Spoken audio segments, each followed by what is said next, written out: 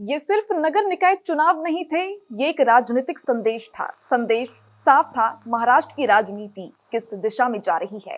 महाराष्ट्र के नगर परिषद और नगर पंचायत चुनाव में बीजेपी सबसे बड़ी पार्टी बनकर उभरी है और महायुति ने मिलकर विपक्ष को साफ तौर पर पीछे छोड़ दिया। स्थानीय स्तर के ये नतीजे बताते हैं कि राज्य की जनता ने एक बार फिर सत्ता पक्ष पर भरोसा किया है। ऐसे चुनाव अक्सर बड़े विधानसभा और लोकसभा चुनाव का मूड तय करते हैं और इस वजह से इनके मायने सिर्फ नगर परिषद तक सीमित नहीं होते। बीजेपी अकेले 117 नगर परिषद अध्यक्ष पद जीतने में सफल रही, जबकि शिवसेना और एनसीपी के साथ बनी महायुति ने कुल 207 पदों पर कब्जा किया।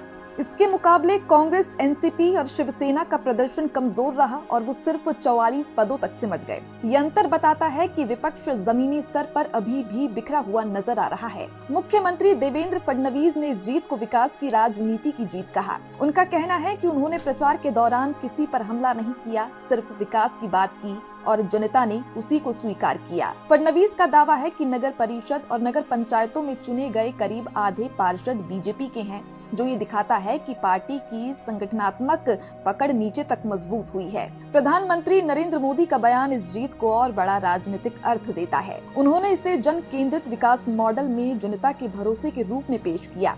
साफ है कि बीजेपी इस नतीजे को आने वाले बड़े चुनावों से जोड़कर देख रही है और इसे अपनी नीतियों की वैधता के तौर पर सामने रख रही है। हालांकि नेताओं के बीच कुछ संकेत बीजेपी के लिए चेतावनी वाले हैं। नांदेड़ के लोहा नगर परिषद में एक ही परिवार से उतरे बीजेपी के 6 उम्मीदवारों की हार दिखाती है कि सिर्फ चेहरों या प्रभावशाली नामों से हर जगह जीत पक्की नहीं होती। स्थानीय मुद्दे और स्थानीय नाराजगी अब भी चुनावी गणित बदल सकती है। विपक्ष ने इन नतीजों को स्वीकार तो किया है, लेकिन हार का ठीकरा सिस्टम पर फोड़ा है। कांग्रेस और शिवसेना ने चुनाव आयोग, ईवीएम और पैसों के इस्तेमाल पर सवाल उठाए हैं। राजनीतिक तौर पर देखें तो ये विपक्ष की मजबूरी भी है, क्योंकि फिलहाल उनके पास जनता के बीच अपनी हार का कोई ठोस जवाब नहीं दिखता।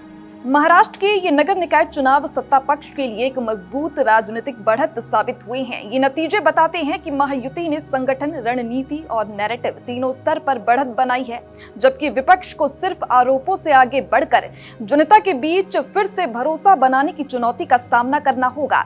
तो फिलहाल के लिए इस खबर में बस इतना ही। बाकी ऐसी ही तमाम खबरों के लिए आप बने रहिए हमारे साथ और देखते रहिए भारत अपडेट।